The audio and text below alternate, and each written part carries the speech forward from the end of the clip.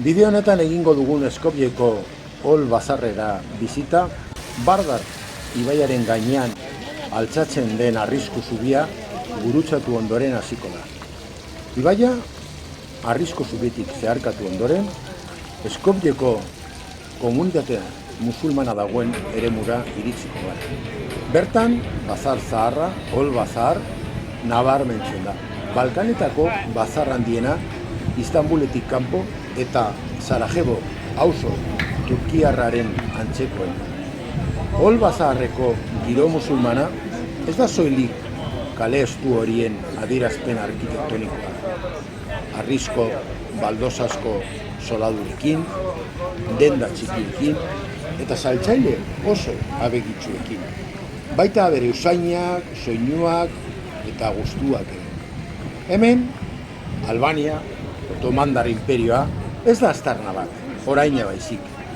Beroki luzea eta jilaba kontu handiz jantzita dituzten emakumeek, oinezkoentzako kaleska txikien dedaloa zeharkatzen dute.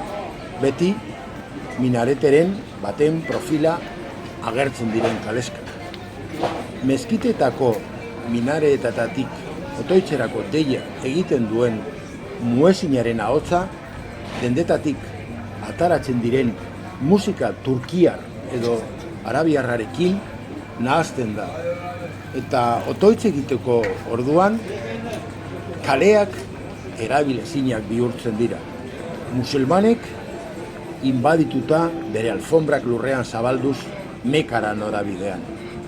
Milaka albaniar musulmanen solemnitateak otoitzaren unean, txundituta utzi gintuen lehenengo bizita.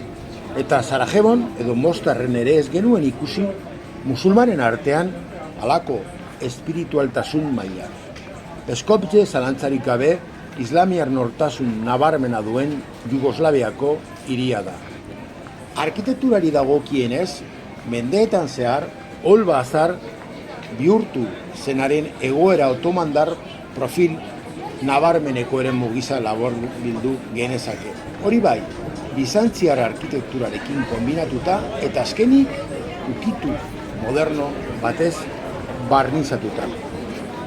Bazar zaharrean oraindik ere mezkita aktibo batzu, turbinak, bi eliza eta arloju dorre bat daude. Edifizio horiek Modezedoniako museoaren eta arte modernoaren museoaren eraikuntzarekin batara, bazar modernoaren gunearen nukleoa osatzen dute. Eremu honen eraikin erlijioso handiena Mustafa Pasa mezkita da.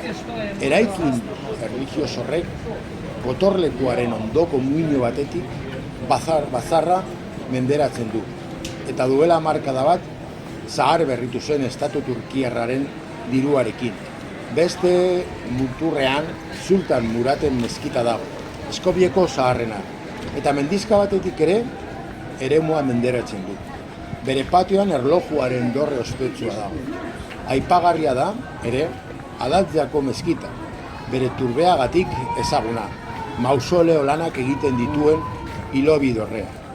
Berde turkesa eta urdin argi koloreko dekorazio delikatuarekin. Gertu dago, 55 metroko minaretea duen Isa Bey mezkita, Balkanetako altuena.